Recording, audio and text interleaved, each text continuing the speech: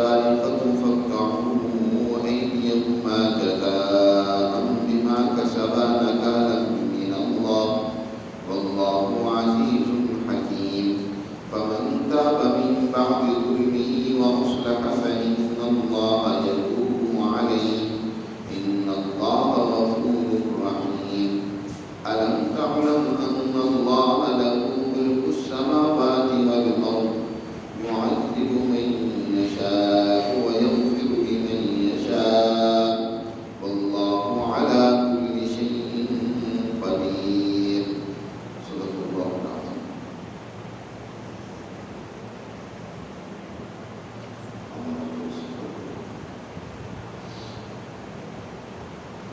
گزشتہ درس میں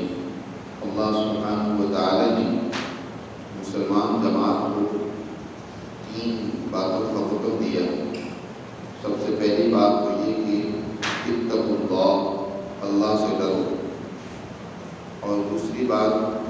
کہ اس کی حضور وسیلہ تلاش کرو. وسیلے کے بارے میں کل درس میں یہ بات ہوئی تھی کہ اللہ تک پہنچنے کے لیے اللہ نے کچھ احکامات کرنے سے متعلق بیان فرمائے، اور اسی طرح کچھ احکامات اللہ سبحانہ و تعالی نے ایسے بیان فرمائے ہیں کہ جو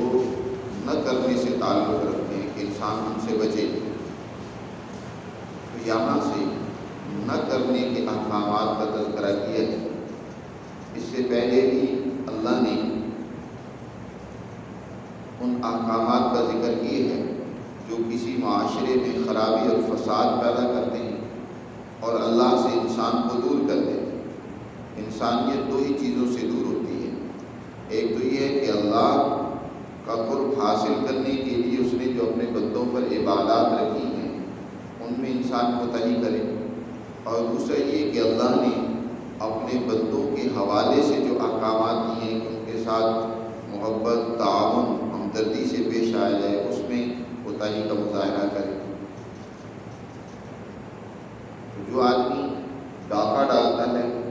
معاشرے میں فساد پیدا کرتا ہے، دوسرے کی عزت، جان، مال، 3 ہی چیزیں ہیں جو سب سے قیمتی ہیں.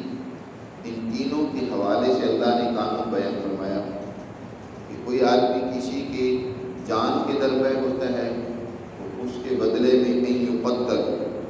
اس کو قتل کیا جائے قصاص میں، کیونکہ ایک انسان کا قتل وہ ساری انسانیت کو بچا لیتا ہے. جو قاتل ہے اس کو جب سزا مل جاتی ہے تو آئندہ سب کے لیے عبرت اور نشان بن جاتا ہے کہ میں اگر یہ اقدام کروں گا تو اس کے بدلے میں خود نہیں بچ پاؤں گا، مجھے بھی سزا سے گزرنا پڑے گا، اس لیے کوئی یہ اقدام نہیں کرے گا. یا اسی طرح کوئی انسان کسی کی جان بھی لیتا ہے اور اس کا مال بھی لوٹ لیتا ہے تو اس سے بھی سخت سزا دی جا سکتی ہے کہ اس کو لوگوں کے لیے بطور نشان عبرت کے لٹکا دیا جائے، سولی پر لٹکا دیا جائے، اور یصلب، سولی پر اس کو چڑھا دیا جائے. یا اسی طرح او تقطع ایدیہم وارجلہم من خلاف، یا صرف اس نے دہشت پھیلا کر کسی کا مال لوٹ لیا تو اس کے لیے قرآن نے اصول بیان فرمایا ہے کہ اب اس کے مخالف سمت سے ہاتھ اور پاؤں دونوں کاٹ دیے جائیں. اگر دائنا ہاتھ کاٹا ہے تو بایاں پاؤں اس کا کاٹ دیا جائے، تاکہ اس کے لیے یہ نشان عبرت بنے کہ کیسے معاشرے میں دہشت اور خوف کی فضا پیدا کرنے کا کیا نقصان ہوتا ہے. اسی طرح ایک آدمی نے مال تو نہیں لوٹا، نہ جان کسی کی نقصان پہنچایا، لیکن اس نے دہشت اور خوف پیدا کیا. خوف کی فضا معاشرے کے اندر، بدامنی کی فضا، خوف کی فضا یہ پیدا کر دینا یہ بھی انتہائی مذموم ہے. آج افسوس تو یہ ہے کہ ہمارے معاشرہ بھی خوف کا شکار ہے، انجانہ سا خوف پورے معاشرے پر مسلط ہے. ایسے لوگ جو معاشرے میں خوف پیدا کریں ان کو اس سے ہلکی سزا، یعنی ان کو جلا وطن کیا جا سکتا ہے، ملک سے در بدر کیا جا سکتا ہے، یا قید میں ڈالا جا سکتا ہے، او ينفوا من الارض،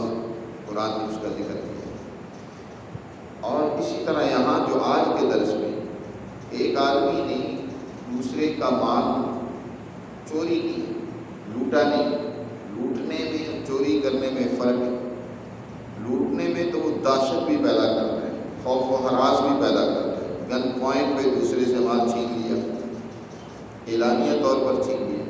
چوری میں یہ ہوتا ہے کہ کسی کا مال کسی کو پتہ نہیں چلا، چوری چپ کے اس کا مال ہتھیا لیا، اس کو سرقہ کہا جاتا ہے یا اس کو چور کہا جاتا ہے۔ پہلا ڈاکو ہے اور یہ چور ہے۔ اس نے بھی دوسرے کے مال کو تو لوٹا ہے، البتہ اس نے معاشرے میں خوف و دہشت پیدا نہیں کی۔ اس کی سزا ان کی بنسبت ہلکی ہے۔ قرآن مجید نے یہاں چور کی سزا کا ذکر کیا، فرمایا وَالسَّارِقُ وَالسَّارِقَةُ فَاقْطَعُوا أَيْدِيَهُمَا جَزَاءً بِمَا كَسَبَا نَكَالًا مِّنَ اللَّهِ۔ چور مرد ہو یا چاہے چور عورت ہو، ان کے ہاتھوں کو کاٹ دو۔ یہ سزا ہے جو انہوں نے کیا، جو ان کے عمل ہیں، جو انہوں نے یہ عمل کیا ہے چوری کا، یہ اس کی سزا ہے۔ اور ساتھ قرآن نے ایک اور جملہ بڑھا کر کہا نَكَالًا مِّنَ اللَّهِ، یہ اللہ کی طرف سے عبرت، تاکہ آئندہ کسی کو اس طرح کے اقدام کی ضرورت نہ ہو۔ مقصد معاشرے میں لوگوں کو ہاتھ کٹا ہوا بنانا، بڑھانا، پیدا کرنا مقصود نہیں ہے۔ مقصد عبرت دلانا ہے کہ آئندہ کسی کو اس طرح کے عمل کی ضرورت نہ ہو۔ یہاں سزاؤں کے حوالے سے دو قسم کی خرابیاں اور کوتاہیاں موجود ہیں۔ ایک طبقہ جو اس وقت اپنے آپ کو لبرل کہتا ہے، وہ مطلقاً ان سزاؤں کو جو ہے انسانیت کے منافی قرار دیتا ہے کہ یہ سزائیں جو ہیں یہ تو اسلام کے اندر بڑی سخت ہے۔ ایسی سزائیں کسی کے ہاتھ کو کاٹ دیا، کسی کو سولی چڑھا دیا، قتل کر دیا۔ ایک بات یاد رکھو، اسلام اصل میں معاشرے کو پرامن بنانا چاہتا ہے۔ اسلام معاشرے سے خوف و دہشت کو ختم کرنا چاہتا ہے۔ اسلام معاشرے کے اندر جان، مال، عزت کو محفوظ بنانا چاہتا ہے کہ کسی کو اپنے جان کے حوالے سے، مال کے حوالے سے، آبرو کے حوالے سے کوئی ڈر اور خوف نہ ہو۔ تو اس کا طریقہ اس کے سوا کیا ہو سکتا ہے کہ جو لوگ اس اقدام کو کریں، ان میں سے کوئی ایک بھی جرم کریں، ان کو سخت سزا دی جائے تاکہ دوسرے لوگوں کو عبرت ہو جائے، دوسرے لوگ سبق سیکھیں کہ آئندہ ہم نے یہ جرم نہیں کرنا۔ اور اگر آپ ایسے لوگوں کو نشانی عبرت نہیں بنائیں گے تو یقیناً معاشرے میں یہ جرائم بڑھتے چلے جائیں گے، تو پورا معاشرہ بد امنی، خوف، بے حیائی میں مبتلا ہو جائے گا۔ یہ جو جرائم ہیں یہ ان سزاؤں سے کئی گنا بڑھ کر ہیں، معاشرے کو تباہ و برباد کر دیتے۔ اس لیے یہ سزائیں کوئی ظلم نہیں ہے بلکہ عین انصاف ہے۔ اور پھر انہوں نے جو اقدام کیا وہ بھی تو اسی طرح کرتا ہے۔ ایک نے قتل کیا کسی کو، اس نے بھی تو کسی کی جان لی ہے، کیا اس کے لیے جان لینا درست تھا؟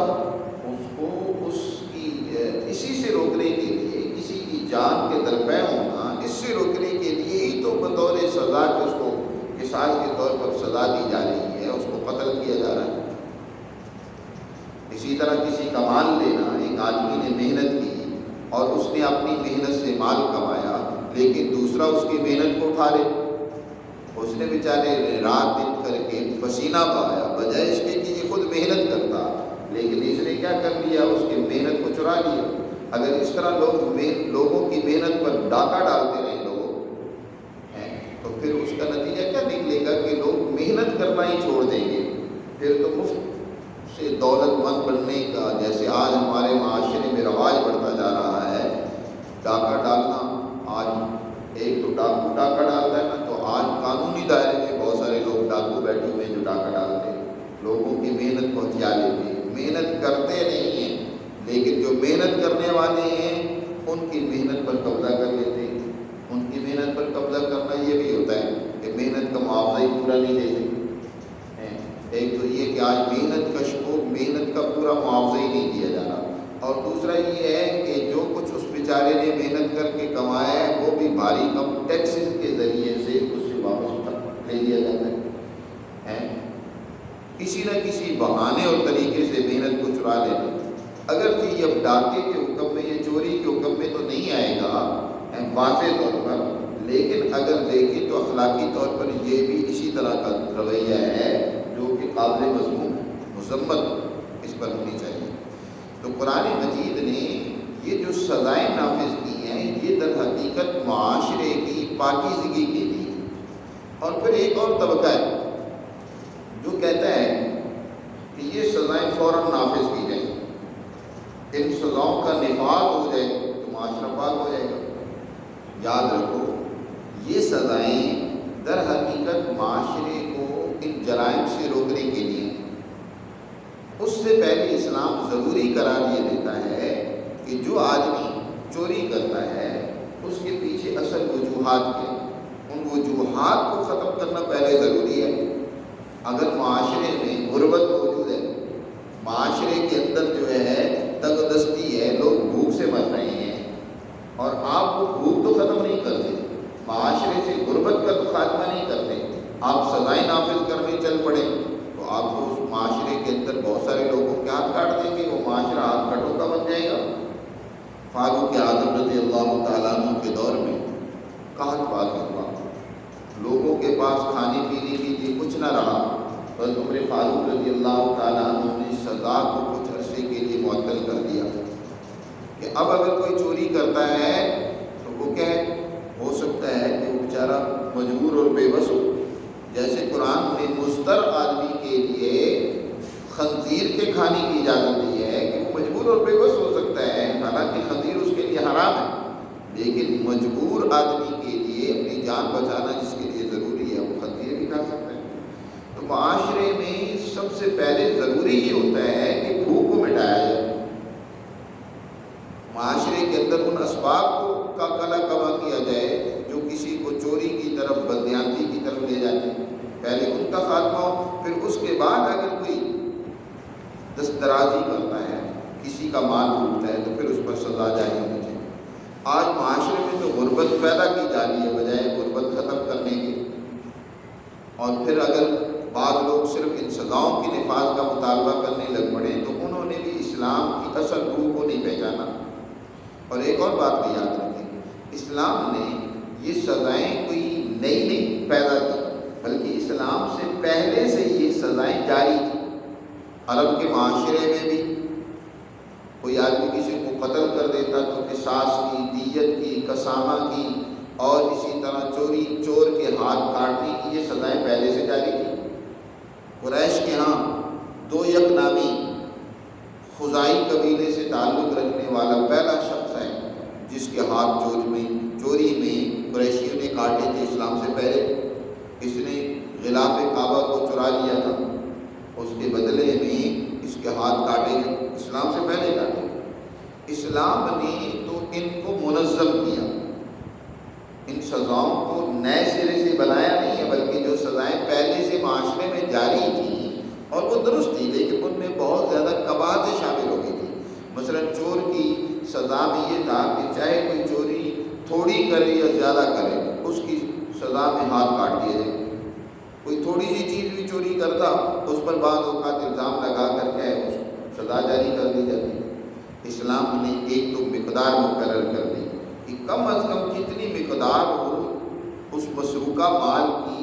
جو اس سے برآمد ہو، جو اس نے چوری کی ہے، تب اس کی کیا ہے، اگر اتنی مقدار میں کسی نے چوری کی ہے تو پھر اس کے اوپر سزا جاری کی جائے گی۔ اور دوسرا یہ ہے کہ وہ ایسی چیز بھی نہ ہو جس کا تعلق کھانے پینے سے، کوئی آدمی بھوکا تھا، بھوک سے نڈھال ہو کر اس نے دیکھا کوئی باغ ہے، وہاں سے کچھ پھل توڑ کر اس کو کاٹ کے کھا لیا، تو اب یہ نہیں ہے کہ اس کے اوپر سزا جاری کی جائے کہ اس نے جناب پھل جو ہے وہاں سے توڑا اور کاٹ لیا، کھا لیا۔ یا اسی طرح کوئی فصل تھی، مثلا کوئی آدمی کسی نے گنا توڑ کر وہی اپنا مطلب چوس لیا، اب آدمی کہیں کہ جناب اس نے چوری کی ہے لہذا اس کے اوپر سزا جاری کی جائے، ایسا نہیں۔ بلکہ کھانے پینے کی چیزوں کے حوالے سے حضور صلی اللہ علیہ وسلم نے رعایت کی ہے کہ کھانے پینے کی کوئی چیز یہ نہیں ہے کہ اس کو ذخیرہ کر لے، دولت بنانے کے حوالے سے، اپنی بھوک مٹانے کے حوالے سے اگر کسی نے کوئی چیز چوری کی ہے تو آپ صلی اللہ علیہ وسلم نے مالک کو ڈانٹا کہ تمہیں تو چاہیے تھا کہ اس کو چوری کی نوبت نہ آنے دیتا، تم اس کو اس کی ضرورت پہلے سے پوری کر دیتے۔ آپ صلی اللہ علیہ وسلم کی خدمت میں ایک باغ کا مالک ایک بچے کو پکڑ کے لے آیا کہ اللہ کے رسول صلی اللہ علیہ وسلم اس نے میرے باغ میں کھجوریں چرائی ہیں۔ آپ صلی اللہ علیہ وسلم نے اس بچے سے پوچھا، اس نے کہا اللہ کے رسول میں بھوکا تھا، بھوک لگی ہوئی تھی، میں اس بھوک سے نڈھال تھا اس لیے میں نے کھجوریں چرائی ہیں۔ تو آپ نے مالک کو ڈانٹا کہ تم نے اس کی بھوک کو کیوں نہیں مٹایا، اس کی روٹی کا انتظام تم نے کیوں نہیں کیا، اس کے کھانے پینے کا انتظام کرنا چاہیے۔ اور اسی طرح یہ بھی نہیں ہے کہ کوئی معمولی سی چیز چرا لی ہے تو اس پر سزا جاری کر دی جائے، بلکہ اس کی مقدار مقرر کی۔ حضور صلی اللہ علیہ وسلم کے زمانہ میں ایک ڈھال چوری ہو گئی، جنگ میں لڑنے کے لیے ڈھال کا جو استعمال ہوتا ہے وہ ڈھال چوری کر لی گئی۔ اس کو ہی بنیاد فقہا نے بنایا ہے کہ کم از کم ڈھال کی قیمت کی بقدر وہ مال ہونا چاہیے، کیونکہ آپ صلی اللہ علیہ وسلم نے اس ڈھال کی چوری پر سزا جاری کی تھی۔ اس ڈھال کی کیا قیمت تھی اس بارے میں فقہا کا اختلاف ہے۔ امام اعظم ابو حنیفہ رحمۃ اللہ علیہ فرماتے ہیں کہ اس کی قیمت جو ہے وہ 9 درہم تھی، 9 درہم سے کم نہیں ہونی چاہیے۔ اور سزائیں نافذ کرنے میں کیونکہ احتیاط ضروری ہے، لہذا 1 درہم کا اضافہ کر کے 10 درہم مقرر کر دی کہ کم از کم جس مال کو اس نے چوری کیا ہے اس کی قیمت 10 درہم کی بقدر ہونی چاہیے۔ اگر 10 درہم کی بقدر کوئی مال کسی کا اس نے چرایا پھر اس پر سزا ہونی چاہیے۔ نبی کریم صلی اللہ علیہ وسلم نے اس حوالے سے بہت سارے لوگوں پر سزائیں جاری کی، تو قرآن مجید نے یہاں کہا والسارق والسارقۃ فاقطعوا ایدیہما جزاء بما کسبا نکالا من اللہ، چور مرد ہو یا چور عورت ہو ان کے ہاتھوں کو کاٹو۔ اور یہ قانون سب کے لیے یاد رکھیں، یہ نہیں ہے کہ کچھ لوگ جو معاشرے میں کمزور ہیں ان پر تو سزائیں جاری کی جائیں۔ یہ بھی آج کل ہمارے معاشرے میں بڑا ظلم ہے کہ کمزور تو قانون کے شکنجے میں ان کو لا کر ان پر سزائیں جاری کی جاتی ہیں، اور جو طاقتور ہوتے ہیں وہ بڑے بڑے جرم کر لیتے ہیں، خزانے کے خزانے ملکی لوٹ لیتے ہیں، لیکن ان سے کوئی پوچھنے والا نہیں، کرپشن کر لی ہے، مال لوٹ لیا ہے، اس طریقے سے بھی کوئی پوچھنے والا نہیں، جائز قرار دے لیتے۔ نبی کریم صلی اللہ علیہ وسلم فتح مکہ کے موقع پر آپ کے سامنے ایک کیس لایا گیا کہ ایک عورت نے جو مالدار گھرانے سے تعلق رکھتی ہے اس نے چوری کی۔ اب صحابہ کرام میں بعض جو اس گھرانے سے تعلق رکھتے تھے یا ان کے ساتھ ان کے مراسمات تھے، انہوں نے آپس میں کہا کہ حضور صلی اللہ علیہ وسلم سے سفارش کی جائے کہ اس پر کوئی اور سزا جاری کر دی جائے، ہاتھ کاٹنے کی سزا نہ جاری کی جائے۔ انہوں نے کہا اس حوالے سے حضور سے کون بات کرے؟ آخر کار انہوں نے کہا کہ حضور کے محبوب صحابی حضور صلی اللہ علیہ وسلم کے آزاد کردہ غلام حضرت زید بن حارثہ رضی اللہ تعالیٰ عنہ کے بیٹے حضرت اسامہ حضور کو بڑے پیارے اور عزیز ہیں، ان کو سفارشی بنایا جائے۔ چنانچہ حضرت اسامہ کو انہوں نے قائل کر لیا کہ آپ حضور سے سفارش کریے کہ اس عورت پر یہ سزا جاری نہ کی جائے۔ انہوں نے حضور صلی اللہ علیہ وسلم سے اس حوالے سے جب بات کی تو نبی کریم صلی اللہ علیہ وسلم سخت ناراض ہوئے اور فرمایا اے اسامہ تم سے پہلے لوگ اس لیے ہلاک ہو گئے کہ ان میں سے کوئی معمولی آدمی اگر جرم کرتا تو اس پر تو وہ اللہ کی جاری کرتے، سزا جاری کرتے، اور اگر کوئی طاقتور ہوتا، مالدار ہوتا تو اس سے درگزر کرتے، کوئی معمولی سا جرمانہ ڈال دیا جاتا تھا۔ تو تم کیا اللہ کی حدود کے بارے میں مجھ سے سفارش کرنے آئے ہو کہ میں اللہ کی حدیں جاری نہ کروں؟ اور آپ صلی اللہ علیہ وسلم جب سخت ناراض ہوئے تو اسامہ رضی اللہ تعالیٰ عنہ نے فوراً اپنی غلطی کا اعتراف کرتے ہوئے حضور سے گزارش کی کہ اللہ کے رسول مجھے اس چیز کا اندازہ نہیں تھا کہ میں اتنا بڑا جرم کرنے چلا ہوں، آپ میرے لیے اللہ سے استغفار کیجیے کہ میں اللہ کی حدود کے بارے میں اللہ آپ سے سفارش کر رہا ہوں کہ ان کو قائم نہ کریں۔ پھر آپ صلی اللہ علیہ وسلم نے شام کے وقت خطبہ دیا لوگوں کو اکٹھا کر کے، اور اس میں یہ بات لوگوں کے سامنے رکھی کہ تم میں سے پہلے لوگوں کی ہلاکت کی وجہ یہی بنی کہ جب کمزور آدمی کوئی جرم کرتا تھا تو سزا جاری کر دی جاتی تھی، طاقتور کوئی جرم کرتا تھا تو اس سے جرمانہ ہلکا پھلکا لے کر جو ہے اس کو چھوڑ دیا جاتا تھا۔ اور آپ نے فرمایا خدا کی قسم اگر محمد کی بیٹی فاطمہ بھی یہ جرم کرتی تو اس پر بھی میں سزا جاری کرتا۔ تم کسی اور کی بات کرتے ہو، سزا اور اللہ کی حدود اور قوانین میں سب یکساں ہیں، پیغمبر کی بیٹی ہو یا کوئی غیر کی بیٹی۔ تو آپ صلی اللہ علیہ وسلم نے ان سزاؤں کو جاری کیا، اور پھر یہ سزائیں ایک سسٹم اور قانون کے تحت ہوتی ہیں۔ یہ نہیں ہے کہ خود اٹھ کر ہر آدمی سزا جاری کرنے لگ پڑے، یہ بھی قانون کی ذمہ داری ہوتی ہے، حکومت کی ذمہ داری ہوتی ہے کہ ان سزاؤں کو نافذ کرے۔ تو قرآن میں اللہ نے ارشاد فرمایا کہ فَاقْطَعُوا أَيْدِيَهُمَا، ان کے ہاتھ کو کاٹ دو، جَزَاءً بِمَا كَسَبَا، جو انہوں نے کیا ہے مرد ہو یا عورت، جو انہوں نے یہ کسب اور عمل کیا ہے یہ اس کا بدلہ ہے۔ اور آگے قرآن نے کہا نَقَالًا مِّنَ اللَّهِ، یہ اللہ کی طرف سے عبرت ہے تاکہ دوسرے لوگوں کو نصیحت ہو، عبرت حاصل ہو، اور وہ اس طرح کا کبھی بھی ارتکاب جرم کا نہ کرے، اس طرح کا کوئی عمل نہ کرے۔ اور ساتھ ہی کہا واللہ عزیز حکیم، اور اللہ تعالیٰ انتہائی غالب اور حکمت والا ہے۔ اس نے جو اپنے احکامات اس طرح کے دیے ہیں ان پر عمل کرو، وہ عزیز ہے اور حکیم بھی ہے کہ اس کے ہر حکم کے اندر بڑی حکمت ہے،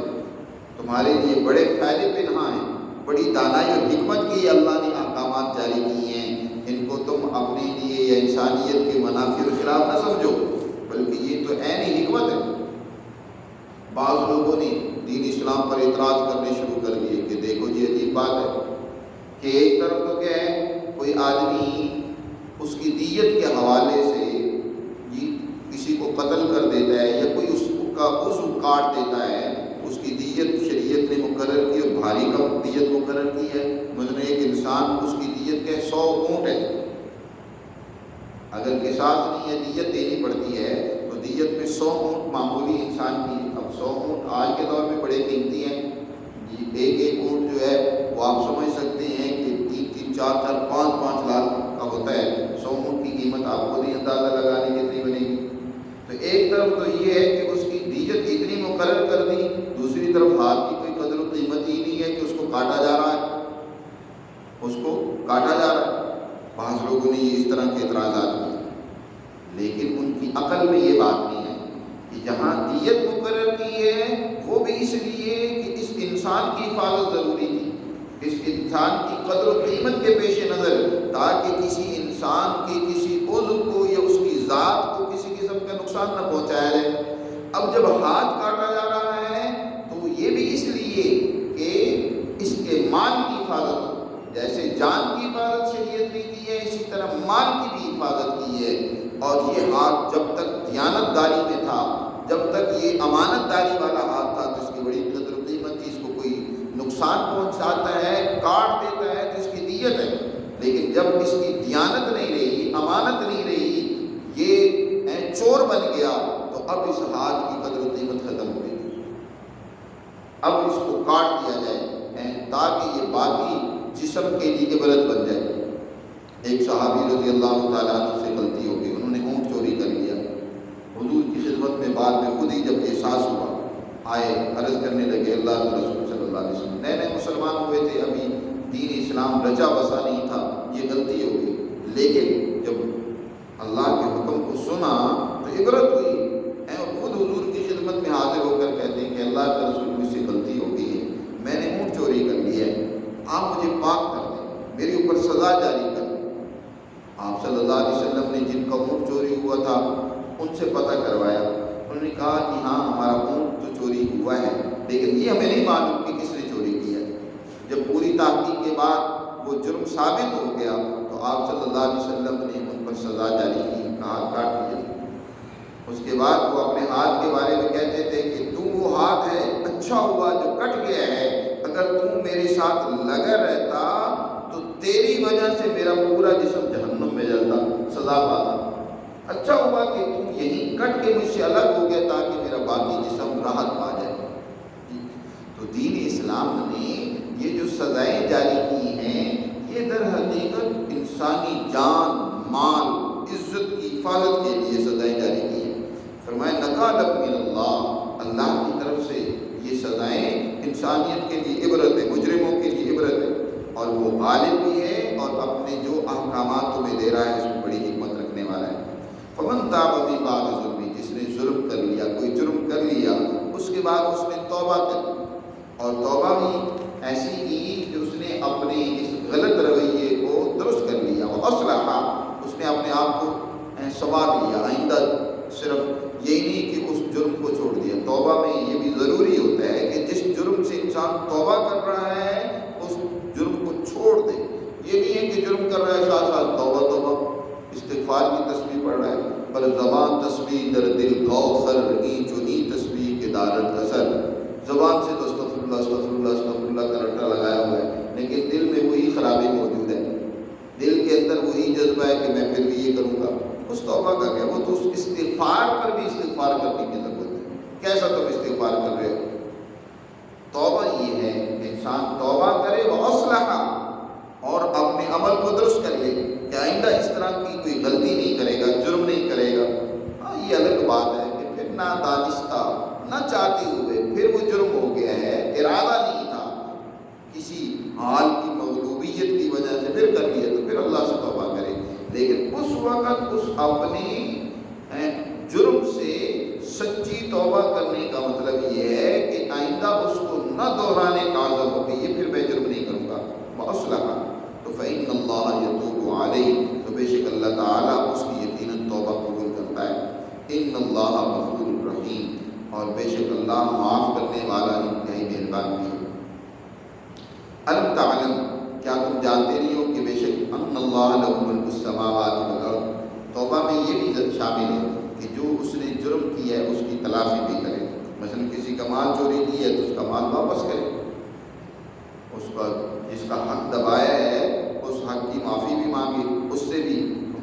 تلافی ہونی چاہیے۔ الم تعلم، اور تم کیا نہیں جانتے ہو، یہ تم سمجھ رہے ہو کہ اللہ تعالیٰ نے سزا کا حکم دیا ہے، یہ یاد رکھو اللہ نے جو سزا کا تمہیں حکم دیا ہے یہ اس ذات نے حکم دیا ہے جو مالک ہے تمہاری، جو تم سے زیادہ تم سے محبت کرتا ہے، تمہاری ماں سے بڑھ کر تمہارے لیے محبت اور تمہارے لیے شفقت کا اور مہربانی و عنایت کا، وہ کرم کا، اپنی رحمت کا وہ دروازہ تمہارے اوپر کھولے ہوئے، تم کیا جانتے نہیں ہو وہ تمہارا مالک ہے۔ ان اللہ لہ ملک السماوات والارض، اللہ ہی اس کے لیے ہے بادشاہ آسمانوں کی زمین کی، یعذب من یشاء، جسے چاہے سزا دے، وہ سزا کسے دیتا ہے؟ اسی دیتا ہے جو جرم کرتا ہے، تاکہ وہ جرم سے باز ہو جائے، تاکہ اس کو پاک کر دیا جائے، تاکہ باقی لوگوں کو جرم سے روک دیا جائے، انہیں عبرت ہو جائے۔ تو جسے چاہے سزا دیتا ہے، وَيَغْفِرُ لِمَن یشاء، اور جسے چاہتا ہے معاف کر دیتا ہے۔ اب یہاں اس طرح کی جو آیات آتی ہیں بعض لوگ ان کا مطلب بھی نہیں سمجھتے کہ اللہ جسے چاہتا ہے سزا دے دیتا ہے، جسے چاہتا ہے معاف کر دیتا ہے، یعنی اللہ کی مرضی پر ہے، جسے چاہے سزا دے دے، جسے چاہے معاف کر دے، کوئی قانون نہیں ہے اس کے لیے، بس وہ جسے چاہے عزت دے دے، جسے چاہے ذلت دے دے، اللہ کا کوئی قانون نہیں ہے، اس کی اپنی مرضی ہے۔ جیسے کہ وہ ہمارے حکمرانوں کے بارے میں ہم سمجھتے ہیں جسے چاہے نوکری دے دے، جسے چاہے فارغ کر دے، ایسا نہیں ہے۔ اللہ کے ہاں ہر عمل چاہتا تو ہی ہے سب کچھ، لیکن ایک قانون کے تحت ہوتا ہے، قانون کے دائرے میں سزا وہ اسی ہی دیتا ہے جو جرم کرتا ہے، سزا اللہ ہی دیتا ہے، کیونکہ دنیا میں جو بھی حکومت ہوتی ہے دین کی بنیاد پر، اللہ کے احکامات کی بنیاد پر، وہ در حقیقت اللہ کی ہی حکومت ہے، اور وہ دنیا میں اللہ کے قوانین اور احکامات نافذ کرنے کی ذمہ دار ہے۔ تو وہ جو سزا جاری کر رہی ہے، سزا دے رہی ہے، وہ اللہ ہی کی سزا ہے، اور اللہ وہ سزا دینے کا حکم کسے دے رہا ہے؟ جس کا پیچھے جرم کا ذکر ہوا، جس نے چوری کی، تو سزا اس کے لیے ہے جو چور ہے، جو بددیانتی کر رہا ہے، کسی کا مال لوٹ رہا ہے، کسی کی جان کی طرف ہے، اور معاف کسے کر رہا ہے؟ معاف اسے کر رہا ہے کہ جس نے آئندہ نہ کرنے کا پکا عزم کر لیا کہ میں یہ جرم نہیں کروں گا، اسے معاف بھی وہ کر رہا ہے۔ وَيَغْفِرُ لِمَن یشاء وَاللَّهُ عَلَىٰ كُلِّ شَيْءٍ قدیر، اور اللہ تعالیٰ ہر چیز پر پوری قدرت رکھنے والا ہے۔ لہذا اللہ نے یہ جو احکامات دیے ہیں یہ تمہارے لیے بہت بڑی نصیحت ہے، بہت بڑی حکمت اپنے اندر دی ہوئی ہیں۔